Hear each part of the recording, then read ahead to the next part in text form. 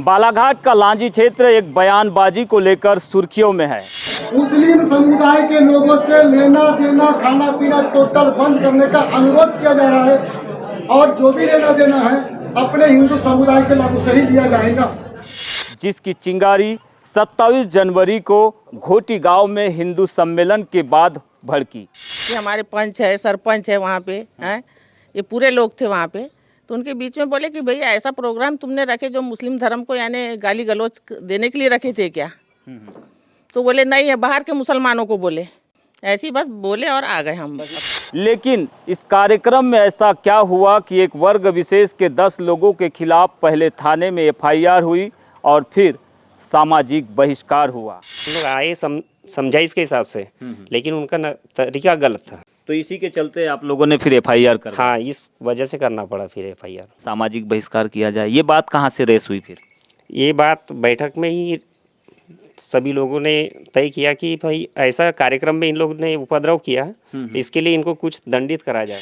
क्या यह कानून का राज है या फिर कुछ और है? चलिए आज की इस रिपोर्ट में तहकीकात करते हैं।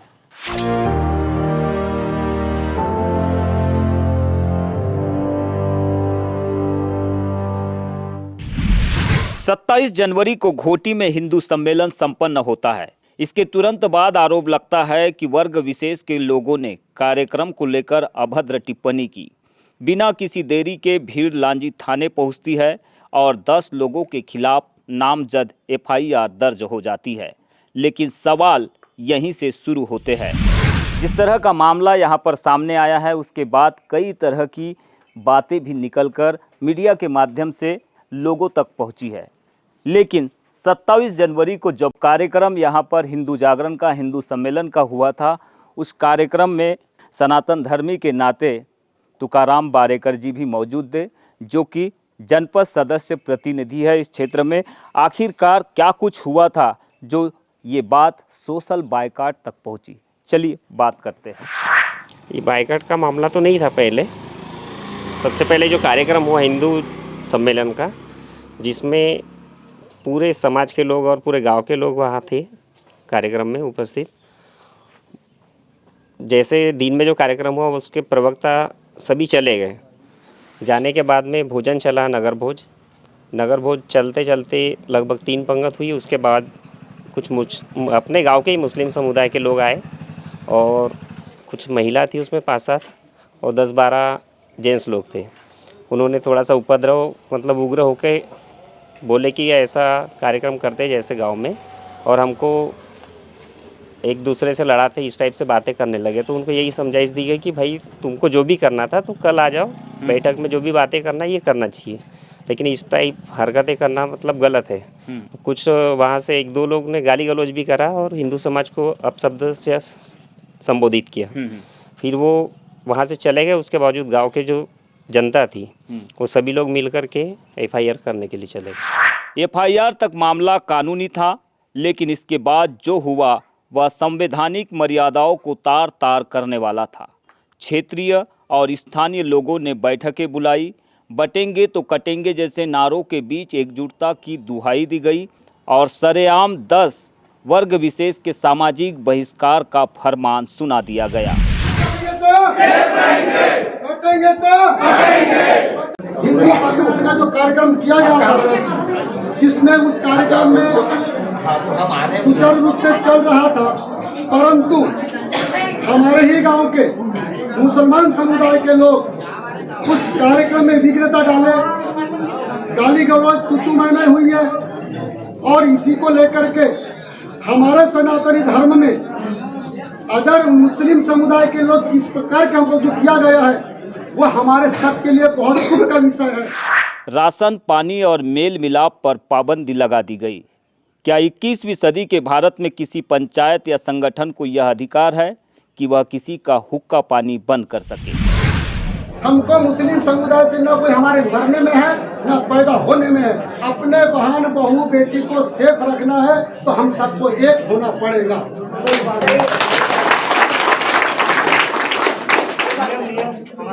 और हमारे गांव का जो नियम बना है भी अगर मान लो आपके गांव में अगर लागू हो जाता है, ये भी हमारे लिए बहुत मतलब खुशी का विषय है। क्षेत्र में पूर्ण क्षेत्र में भी हिंदू समूह का व्यक्ति उस मुस्लिम समुदाय के लोगों से चाहे चिकन मटन गुटखा पानी जो भी हुक्का पानी जो लेना देना करता है उसको नफरत की राजनीति का सबसे पहला वार पेट पर होता है। घोटी गांव के इस पान ठेले की वीरानी इसकी गवाह है। इसका कुछ असर आपकी दुकान पर पड़ रहा है इस समय? हाँ, थोड़ा सा धंधा कम हो रहा है। मतलब गांव के लोग आना जाना बंद है इस वजह से। अच्छा, ऐसा है। पूरे घटनाक्रम को आप किस तरह से देखेंगे, क्या कहेंगे इसके बारे में? इसके बारे में बैठेंगे गांव में, हाँ। निर्णय करेंगे इसका। बस उसका कोई इलाज ही नहीं है सर। गांव में बैठ के समझौता करेंगे, बैठेंगे सरपंच वगैरह जो सदस्य है समिति वाले सबको बिठा लेंगे और अपन भी बैठेंगे। यही हाल हुनरमंद हाथों का है। गांव में बिजली सुधारने का काम करने वाले इस शख्स का कहना है कि अब उन्हें काम के लिए बुलाना बंद हो चुका है। क्या काम करते हो आप? ये लाइट उइट का काम करता हूँ। 27 तारीख के बाद आज 3 तारीख है जी। इस बीच में किसी के यहाँ गए अभी गांव में? नहीं दूसरे समाज में? नहीं किसी के यहाँ नहीं गया। अच्छा, नहीं गया। बुलाए नहीं क्या? खुद से नहीं गए? नहीं बुलाया नहीं है ना, बुलाया तो जाता हूँ। अच्छा, हाँ। कोई भी जैसे बुला गया कि हमारे घर लाइट नहीं है। और इन बीच में चलो ठीक है, आपके काम को लेकर नहीं बुलाए, लेकिन किसी बात को लेकर किसी ने बात करने की कोशिश की आपसे? नहीं ऐसा कुछ नहीं है, बात तो कुछ नहीं है। सबसे विचलित करने वाली तस्वीर उस बुजुर्ग महिला की है जो अपनी दहलीज पर बैठी शून्य में ताक रही है। उनके कांपते हाथ एक बिल्ली को सहला रहे हैं। शायद यह बेजुबान जानवर ही अब उनके अकेलेपन का एकमात्र साथी बचा है। बातचीत हुई किसी से आपकी? नहीं। अच्छा, बातचीत नहीं हुई। दुकान से सामान लाना मना हो गया है, दुकान से सामान खरीदना मना हो गया। गांव में आप लोगों के मुख्य कार्य क्या है? देखो हमारे घर क्या कहते हैं भाई, लड़के की दुकान मुर्गी दुकान है किचन सामने रोड पे मेन। चिकन की? हाँ, चिकन की। एक लड़का स्कूल की बस चलाता है, उसकी बस भी बंद कर दिए। अच्छा, प्राइवेट स्कूल जो लांजी वालों का है ना, हाँ। क्या मदर डे के क्या स्कूल, हाँ वहाँ पे तो बस भी बंद होगी, तो फिर बच्चे अब कैसे जा रहे हैं? बच्चे दूसरे ड्राइवर रख लिए। अच्छा, उन्होंने। तो आज के पहले कितने सालों से आप लोग रहते हो यहाँ पर? हमारी तो यहाँ कई पीढ़ियाँ गुजर गई, हम तो यहीं के रहवासी है। तो पीढ़ी दर पीढ़ी आप लोग रहते हो। हाँ, आज तक कभी ऐसा हुआ था आपके गांव में? नहीं हुआ था। तो अब जब ये सब हुआ है तो कैसा महसूस कर रहे हो अचानक से ये सब वही होना तो। इतने सालों के बाद? हाँ, तो वही तो मातम छाया हुआ है ना, वो लग रहा है यानी बुरा। बहिष्कार के इस कड़े फैसले के बाद अब समाज के भीतर से ही अफसोस और पुनर्विचार की आवाजें भी उठने लगी है। आवेश में आकर बहिष्कार का निर्णय लेना किसी भी समस्या का हल नहीं है। आने के बाद में कहते हमारे हिंदू समुदाय को कहते हैं, मानो उन्होंने बोला कि हमारे मोहम्मद मुस्लिम को आप ऐसा क्यों बोलते हो? तो हमने बोला कि देखो भैया, जो कहते हमारा प्रवक्ता जो आए थे उन्होंने वही विचार किए जो बाहर कहते मान लो हो रहा है। आपको नामजद किसी प्रकार का आपको ये नहीं किया, और आपके साथ में तो हमारे पुराने संबंध आप इस बीच में क्यों जा रहे हो? फिर भी उनके यहाँ के महिला पुरुषों ने, कुछ महिलाओं ने, कुछ पुरुषों ने, कुछ बच्चों ने अपशब्द का गाली गलौज का, कुछ धमकियाँ दिए, कुछ गाली गलौज किए हैं, और नाना प्रकार की चीज़ें, बहुत सारी चीज़ें जो मैं आपको जो बयान नहीं कर सकता। और ये सब चीज़ें उतने बाद में हज़ारों लोगों के बीच में जो किया गया, तो वहाँ पे हमारे गांव के समूह के लोगों ने सोचा कि आज हम ये इतने लोग ये होने के बाद में ये कहते हैं मन 8, 10, 12, 15 लोग मिल करके हमको धमका रहे हैं, तो क्यों ना अपने गांव की सेफ्टी के लिए और अपनी सेफ्टी के लिए शासन का, प्रशासन का कहते हैं मान लो सराहा ले करके हम थाने में FIR करवाए।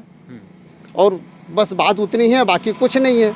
और रही बात कहते हैं मान लो उस समुदाय को लेकर के, जैसे हम लोग रैली निकाली है और हमको भी बहुत बुरा लगा, तो हमारे मुंह से जो लैंग्वेज जो शब्द निकले हैं ये उस समुदाय के हिसाब से निकले हैं। मैं मानता हूँ वो आवाज़ मेरी है। तो इन शब्दों के लिए क्या अफसोस जताएंगे? मुझे आज मेरे को इस बात का दुख हो रहा है कि हमारे यहाँ अपने कहते बीच के लोगों के बीच में मैंने जो शब्द निकाला हूँ उसके लिए अपनी गलती को स्वीकार करता हूँ। कैसे मैंने उस आक्रोश से निकले हैं, अपने वाणी को मैं कहते रिटर्न लेने तैयार हूँ। तो आगे ये जो समाज है पूरा घोटी गांव, जिसका ताना बाना एक ढांचे के तहत, एक कानूनी प्रक्रिया के तहत एक है, भारत का एक अंग है, तो आगे ये समाज मिलकर कोई निर्णय लेगा कि सब मिलजुल कर रहेंगे इस गांव में, सभी एक दूसरे का सहयोग करेंगे? नहीं देखो सर, आज तक की जो प्रक्रिया चली है वही पुरानी पद्धति पे अपन चलेंगे। अब क्या होता है कि इन्होंने अपनी नासमझता के कारण जो अपने विचार और अपने वहाँ पे आक्रोशित किए, ये उनको सोचना चाहिए कि हम कहते 400 मकान के बीच में कहते 15 मकान के लोग क्या करेंगे। ये अपनी गलती को स्वीकार अगर कर रहे हैं और कर रहे हैं तो वही पुरानी पद्धति से वो सामंजस्य वो तो जिएंगे। बोल रहे हैं कि हम माफ़ी मांगने के लिए भी तैयार है और हम चाहते हैं कि समाज एक बार बैठे निर्णय ले तो अच्छा देखो रहेगा। सर, ऐसे बहुत सारी चीज़ें, माफ़ी मांगना और ये सब चीज़ें तो हम भी मानते हैं कि ऊपर वाले के यहाँ पे माफ़ी से सब कुछ हो सकता है। और हम कौन होते हैं उनको माफ़ करने और कहते हैं मनुष्य का दंड देने वाले। सामाजिकता की चीज़ें हैं तो सामाजिक के बीच में वो अपना वो कर ले, हमको कोई तकलीफ नहीं है। हम चाहते हैं कि बैठकर बात हो, गलत फहमियाँ दूर हो और हम फिर से पहले की तरह मिलजुल कर रहे। हम सामाजिक तौर पर इस फैसले को बदलने की दिशा में विचार कर रहे हैं। सामाजिक तौर पर बहिष्कार करने की बात जो आई है, तो क्या आपको लगता है क्या ये होना चाहिए था इस तरह का? नहीं, बाइकाट करने के लिए तो नहीं चाहिए था, लेकिन बैठक में ये सब पूरा निर्णय लिए जितने सदस्य थे वहाँ पे, और फिर ये बात निकाले। लेकिन ऐसा कुछ नहीं, बाकी दुकानें भी चालू है उनकी, सभी लोग खरीदी करते हैं, आइट साइड के भी लोग, और गांव के लोग को थोड़ा सा अभी प्रतिबंध है करके नहीं ले कितने रहे। दिन के लिए अभी प्रतिबंध लगा के बस रखे आज हैं? बैठक है उसकी, अच्छा। आज क्लियर हो जाएगा उसके मतलब ये भी मन में विचार है कि आगे चलकर इस मतलब जो घटनाक्रम हुआ है इसको थाम लिया जाए, मतलब सामाजिक बहिष्कार वाली जो बातें हैं और कहीं तक न पहुंचे, ये बातें हैं। जी बिल्कुल बिल्कुल। इसमें क्या है, राजा बोला भी उस दिन भी आया, हाँ, जिस दिन FIR हुई कि भैया मेरे से गलती हो गई है और मैं क्षमा चाहता हूँ, और जो भी माफ़ी भी मांगा है उसने। हाँ माफ़ी भी मांगा, जो भी दंडित करेंगे तो मैं तैयार हूँ बोला। अच्छा, तो कब तक ये हो जाएगा कि आपका सामाजिक ताना बाना बना रहेगा और कानून और संविधान के अनुसार सब आचरण करेंगे गांव में? आज बैठक हो जाएगी, उसमें क्लियर हो जाएगा। आस्था का सम्मान और कानून का पालन दोनों अलग अलग चीज़ है। अगर गलत टिप्पणी हुई है तो इसके लिए कानून सजा देगा, लेकिन यहाँ पर समाज के दोनों पक्षों से अपनी अपनी बातों को स्वीकार किया जा रहा है, अपनी अपनी टिप्पणी को लेकर अफसोस जताया जा रहा है। इस गंभीर स्थिति को देखते हुए पूर्व विधायक किशोर समृते ने बयान दिया है। उन्होंने सीधे केंद्रीय गृह मंत्रालय को पत्र लिखकर हस्तक्षेप की मांग की है। समृते ने सवाल उठाया है कि आखिर कानून का राज कहाँ है? 10 परिवारों को गांव में अछूत क्यों बना दिया गया? उनकी मांग है एक उच्च स्तरीय निष्पक्ष न्यायिक जांच, ताकि दूध का दूध और पानी का पानी हो सके। कथित तौर पर 10 परिवारों के सामाजिक बहिष्कार से जुड़े इस मामले ने सियासी गलियारों से लेकर मंत्रालयों तक में हलचल तेज कर दी है। पूर्व विधायक किशोर समृते ने इस मामले में सीधे तौर पर केंद्रीय गृह मंत्रालय से दखल की मांग की है, लेकिन क्यों? चलिए समझते हैं। पूरे देश में हिंदू सम्मेलन का ये लोग आयोजन कर रहे हैं, तो अच्छी बात है, हिंदुओं को जगाओ, हिंदुओं के धार्मिक इसमें कराओ, लेकिन आप हिंदू सम्मेलन की आड़ में दूसरे लोग हैं इस देश में रहते हैं, बौद्धिस्ट रहते हैं, ईसाई धर्म के लोग रहते हैं, मुस्लिम रहते हैं, आप उनको नहीं बोल सकते। तो घोटी नंदोरा में इसी तरह की घटना हुई। कुछ 10 परिवार वहाँ पे मुसलमानों के हैं और इनने हिंदू जागरण के नाम पे मुसलमानों को गाली गलौज देना शुरू किया और फिर उनके सोशल बाइकाट की बात की। तो ये तो गंभीर मैटर है। दूसरी, भारत जो है कोई धर्मशास्त्र चलता नहीं है, वो तो हमारा कॉन्स्टिट्यूशन चलता है, चलने वाला देश है। दूसरा, हमारे आर्टिकल 21 है, आर्टिकल 14 है, 15 है। तो ये सब चीज़ों पे उनके जो राइट हैं, क्या भारत सरकार उनके सिविल राइट ख़त्म कर सकती है? आर्टिकल 21 का ख़त्म कर सकती है, आर्टिकल 32 का ख़त्म कर सकती है, 14, 15 ख़त्म कर सकती है। जब कोई चीज़ इस देश का प्रधानमंत्री तय नहीं कर सकता है कॉन्स्टिट्यूशन से दूर हट के, तो फिर आप कैसी बात करते हो? फिर कैसे इस देश में एक होड़ मची हुई है, इस देश में भाजपा नेताओं में मुसलमानों का गाली देने की। तो और ये जो एक दौर चला है, ये गाँव तक पहुँच गया। अब गाँव में 2-2 कौड़ी के छोटे छोटे लोग हिंदू जागरण के नाम पे एंटी सोशल एलिमेंट वहाँ पे पूजा पाठ कर रहे हैं, मुसलमानों को गाली दे रहे हैं। मेरा कहना, जो बाहर से लाके आप जिन लोगों को गाली दे रहे हो, पहले उसकी मुसाफरी चेक करो, कहाँ का रहने वाला है, कब शादी बनी, क्या है, कौन से भगवान को जानती है, हैं? तो ये सब चीज़ें हैं। समाज में जो धार्मिक सद्भाव है वो ख़त्म हो रहा है, लोग आपस में टकरा रहे हैं, ईश्वर के नाम पर लड़ रहे हैं, ये अच्छा नहीं है। इसलिए मैंने सरकार से कहा कि इस पूरे मैटर की जांच करवाओ और इस देश में हेट स्पीच जैसा कानून है, 153 जैसा कानून, ढेर सारे कानून हैं, तो इन कानूनों का सदुपयोग करके इस देश को संविधान के दायरे में लाओ। धर्म के दायरे में नहीं चलेगा देश। ये संलिप्तता है क्या इसमें? ये छोटे लोग हैं, बच्चे हैं, इनको कुछ समझ नहीं, इनको तो कुछ कॉन्स्टिट्यूशन में कौन सी धारा है इनको पता नहीं है, इनको मालूम ही नहीं है कि कौन किस चीज़ के करने से क्या होता है।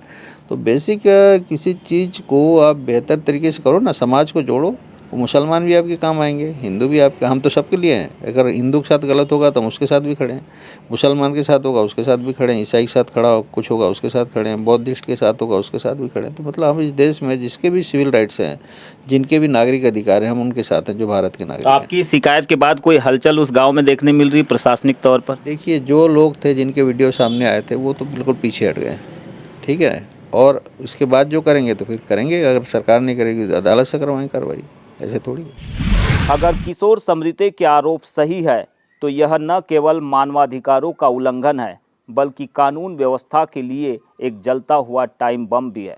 अब गेंद शासन प्रशासन के पाले में है। क्या बालाघाट का प्रशासन समय रहते जागेगा या फिर एक बड़ा सामाजिक तनाव लांजी क्षेत्र में दस्तक देगा? देखने वाली बात है।